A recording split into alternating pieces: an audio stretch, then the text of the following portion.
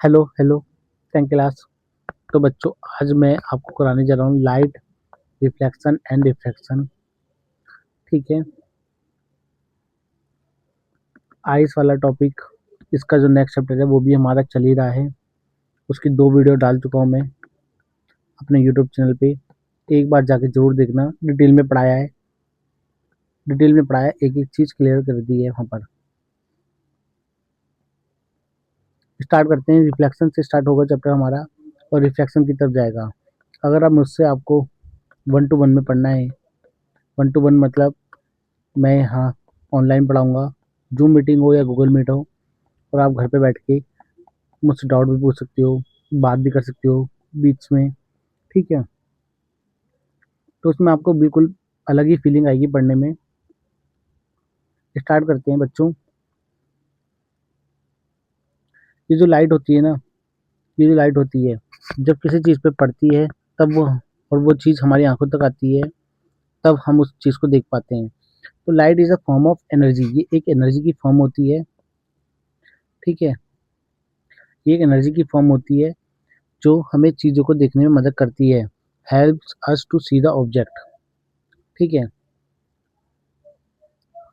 Object reflect करता है light को डेट फॉल ऑन इट, और the reflect light when the receive by our eyes, जब हमारी आंख तक आती है तब हम उस चीज़ को देख पाते हैं, उस चीज़ को देख पाते हैं।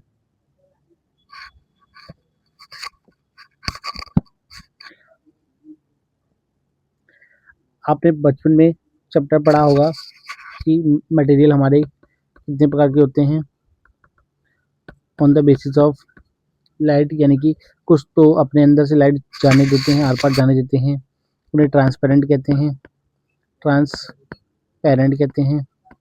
कुछ होते हैं जो बिल्कुल ही नहीं जाने देते, उन्हें ऑब्क्यू कहते हैं, वो लाइट को कैप्चर कर लेते हैं, लाइट को आर पार जाने नहीं देते। और ट्रांसल्यूसेंट कौन से होते हैं, जो लाइट को हल्का फुल्का जाने देते हैं। ठीक है,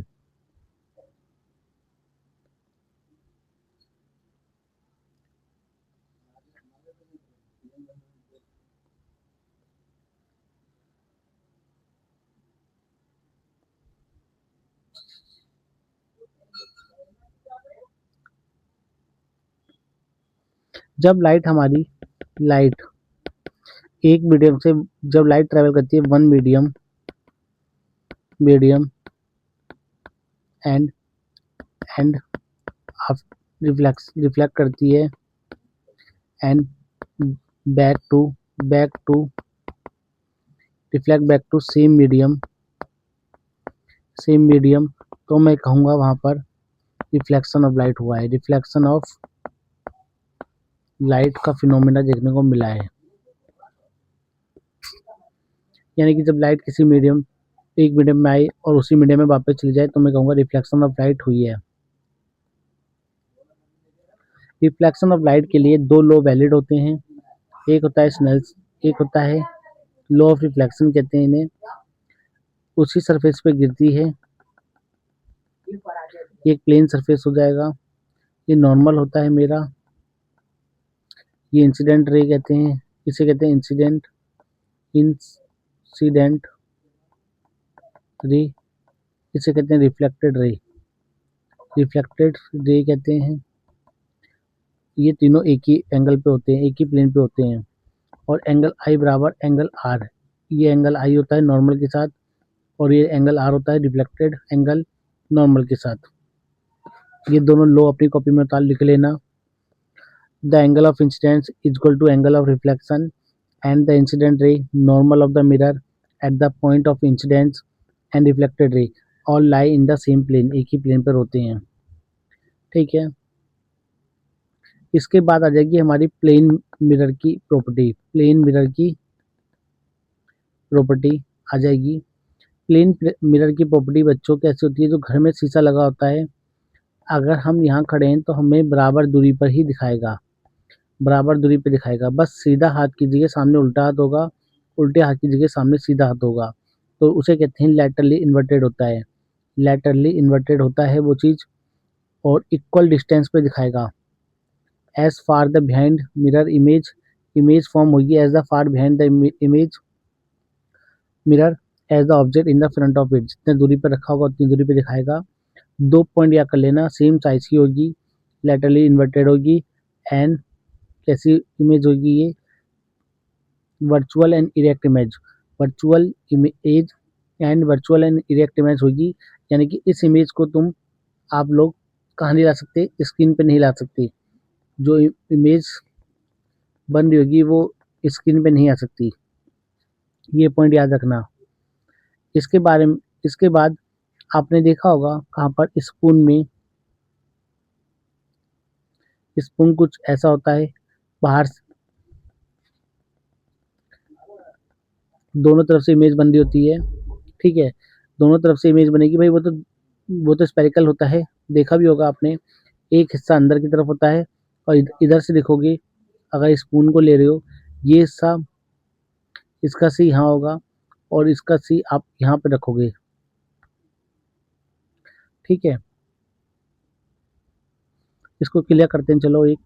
एक स्पाइकल बना दिया और इसको बीच से मैं काट दूं, दो हिस्से बन जाएंगे, एक ऐसा, एक में बाहर से पॉलिश कर दो, एक में अंदर से पॉलिश कर दो। ये जो सेंटर है, इसमें सी तो यहीं पे आ रहा है और इसका सी ये रहा, इसके लिए सी ये रहा, यानी कि जिसमें रिफ्लेक्टेड सरफेस के सामने सी होगा, सेंटर ऑफ स्पाइकल होगा, उसे कहते हैं कॉन्केव कॉन्केव मिरर। और जिसमें सी बिहाइंड होगा, देखो रिफ्लेक्टेड सरफेस के बिहाइंड है, तो ये होता है मिरर कॉन्वेक्स मिरर कहते हैं, ठीक है। कॉन्केव में देखो बाहर से पॉलिश हो रखी है, इसका सी यहाँ होगा। कॉन्वेक्स में देखो अंदर से पॉलिश हो रखी है, इसका सी यहाँ होगा। यही मैंने आपको बताई, यही चीज मैंने आपको अभी बताई, ठीक है।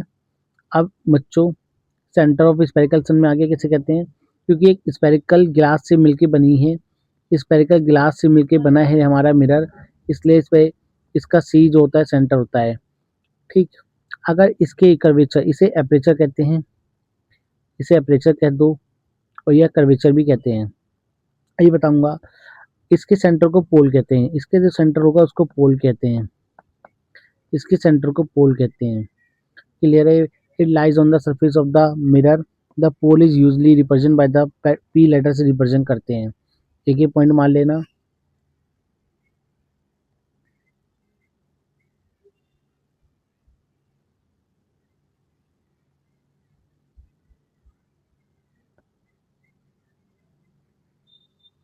The centre of reflected surface of the spherical mirror is called the pole, उसे पोल कहते हैं।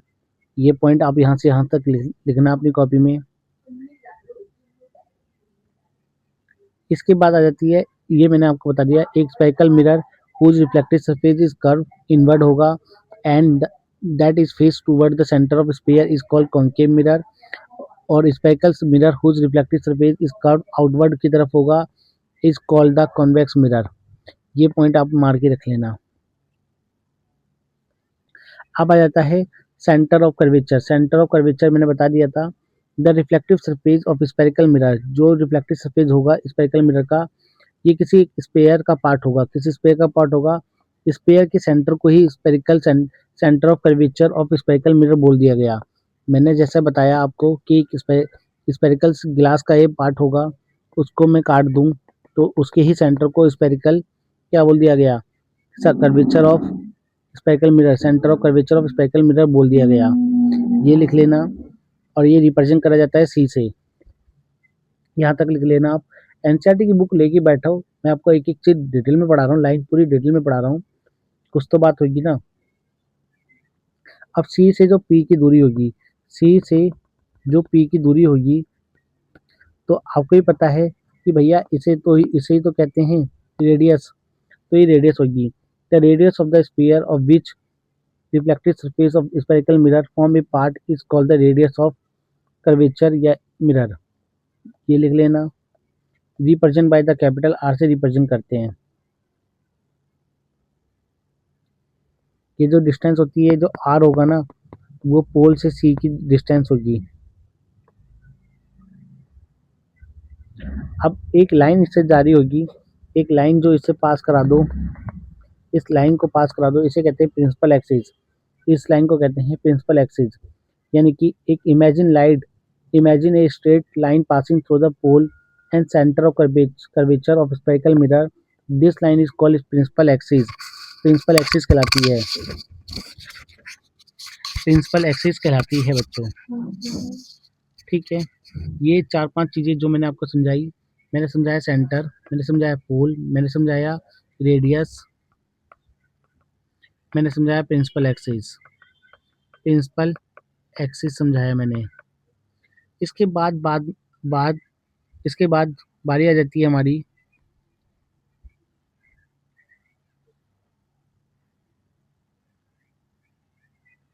देखो, अगर मैं दूर से अगर मैं किसी दूर से अपने मिरर पे लाइट टकराऊं और सारी लाइट एक पॉइंट पे जाके इकट्ठा हो जाएगी, एक पॉइंट पे इकट्ठा हो जाएगी, उस पॉइंट को कहते हैं फोकस पॉइंट।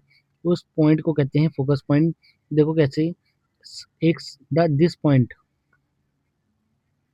देखो the light from the sun is converge हो गई in the image of sun at the sheet of paper at a point as a sharp of the bright spot by the mirror के द्वारा एक bright spot बनता है। In fact the spot of light is image of the sun की image होती है on the sheet paper पे। This point is known as the focus of the concave mirror का फोकस कहलाता है। ठीक है, और उसको ही फोकस पॉइंट कहते हैं, फोकस पॉइंट कहते हैं। और सी से या एफ से पोल की दूरी को क्या कहते हैं, फोकस लेंथ कहते हैं, फोकस लेंथ कहते हैं, फोकस लेंथ कहते हैं। The principal focus is represent by the capital F से दिखाओगे, कैपिटल एफ से रिप्रेजेंट करोगे। The distance of image from the position of mirror gives the approximate value focal length of the mirror की दे जाता है। जब इनफाइनाइट पे हो वैल्यू, जब वस्तु इनफाइनाइट पे हो तब की बोल रहा है ये।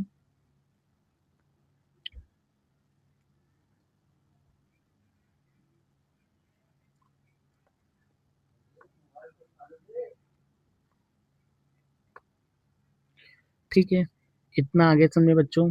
जो फोकस होता है ना वो सीपी का आधा होता है, सीपी का आधा पे ही होता है। तो यानी कि मैं कह सकता हूँ कि भाई पूरी की पूरी रेडियस आर थी, ये पूरी आर थी, इसके बीचों बीच फोकस बना है, तो मैं कह सकता हूँ R is equal to two F, R is equal to two F देखने को मिलता है, R is equal to two F देखने को मिलता है। ये एक फॉर्मूला देखने को मिलता है हमें, इस फॉर्मूले को याद रखना बहुत काम की चीज़ है। इसके बाद आ जाएगा image formation by the spherical mirror. Image formation by spherical mirror से पहले हम देखेंगे रे डायग्राम, रे diagram by both mirror, by both mirror, दोनों मिरर के द्वारा हम समझेंगे पहले कैसे लाइट जाती है। रे डायग्राम अलग चीज़ें हैं, इमेज फॉर्मेशन अलग चीज़ें हैं। अगर कोई लाइन पैरेलल आ रही है प्रिंसिपल एक्सिस की, कोई लाइन पैरेलल आ रही है तो वो फोकस से निकलेगी। पैरेलल आ रही है, ये अभी कॉन्वेक्स का ना एक साथ बताऊंगा, अलग से बता दूंगा, पहले कॉन्केव का समझ लो, कॉन्केव का समझ लो सही से। लाइन अगर कोई पैरेलल आ रही है तो वो फोकस से जाएगी, लाइन अगर फोकस से निकल रही है तो वो पैरेलल निकल जाएगी, लाइन अगर सेंटर से जा रही है तो सेंटर से ही वापस जाएगी रिफ्लेक्ट होने के बाद। लाइन अगर पोल पे गिर रही है तो लॉ ऑफ रिफ्लेक्शन को फॉलो करेगी, एंगल आई बराबर एंगल आर बनाएगी, और ये बीच वाला सीपी जो लाइन होगा वो नॉर्मल बन जाएगा, सीपी जो होगा वो नॉर्मल बन जाएगा। ये हो गए कॉन्केव के। अब कॉन्वेक्स का समझो, कॉन्वेक्स में क्या होता है, लाइट आर पार तो जा नहीं पाती क्योंकि रिफ्लेक्टेड इसकी जो पॉलिश है वो अंदर से हो रखी है, लाइट आएगी टकरा के उसी मीडियम में चली जाएगी, उसी मीडियम में चली जाएगी। तो हमें ये लाइन को कहीं ना कहीं तो मिलाना होगा हमें इमेज बनाने के लिए, तो हम इमेजनरी लाइन मिलाते हैं, इमेजनरी लाइन मिलाएंगे। जो लाइन पैरेलल आएगी, अब वो ऐसी जो पैरेलल आई है तो वो फोकस से पास होनी थी, फोकस से पास होनी थी, मैंने टकरा के इसे डॉट डॉट डॉट दिखा दी, इस डॉट डॉट डॉट को मैं आगे तक बढ़ा दूंगा, आगे तक बढ़ाई तो ये यहाँ से पास हो रही है, इस डॉट को मैं आगे आगे तक बढ़ा दूंगा और ये फोकस से मुझे पास होती हुई दिख रही थी तो मैंने आगे बढ़ा दी, ये इस तरह से जा रही है। समझ में आ गया बच्चों। इसी प्रकार जो लाइन ऐसा लग रहा था कि फोकस पे जाके गिरेगी, ऐसा लग रहा था फोकस पे जाके गिरेगी तो पैरेलल चली जाएगी, वो पैरेलल चली जाएगी। ठीक है, ऐसा लग रहा था कि ये लाइन सेंटर पे जाके गिरेगी, सेंटर पे जाके गिरेगी, तो वो उसी लाइन वो रिफ्लेक्ट होने के बाद उसी लाइन पे ही चली जाएगी। और जो पोल पे गिरेगी वो तो बिल्कुल सेम है, तो वो तो बिल्कुल सेम है, एंगल आई बराबर एंगल आर बनेगा। ये रे डायग्राम हो गए। इसके बाद मैं इमेज फॉर्मेशन व कॉन्केव मिरर समझाऊंगा, वो ध्यान से समझना। आज की वीडियो में इतना ही है।